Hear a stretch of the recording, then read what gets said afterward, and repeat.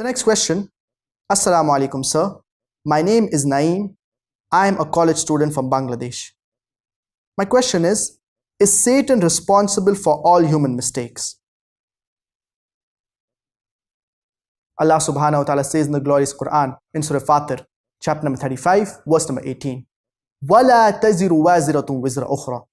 No soul shall bear the burden of another soul. So each and every human being, he is responsible for his or her actions. And we know the story of Iblis, wherein he was so righteous that he was raised to the levels of the angels.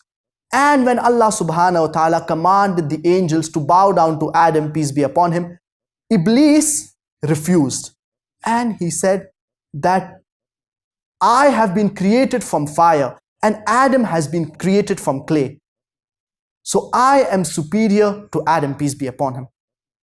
So this was the moment wherein Satan, he deviated.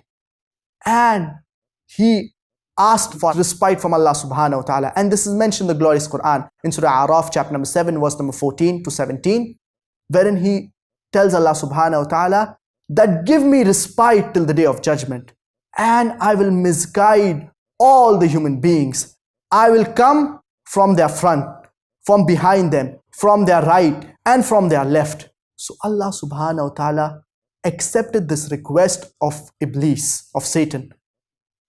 And he always wants to tempt and whisper into the hearts of human beings. So we human beings, we are responsible for our actions. Satan, he is merely whispering into the hearts and into the minds of human beings. Satan, he is not holding our hand, he is not forcing us and telling us to do something wrong. He is merely whispering. But it is we who are doing the wrong deeds. It is we who are responsible for our actions. So Satan, he is merely whispering, and we human beings, we are responsible for our actions. That's the reason whenever we get any evil thought, we should immediately recite, A'udhu billahi minash shaitanir rajim. I seek refuge in Allah from Satan the accursed.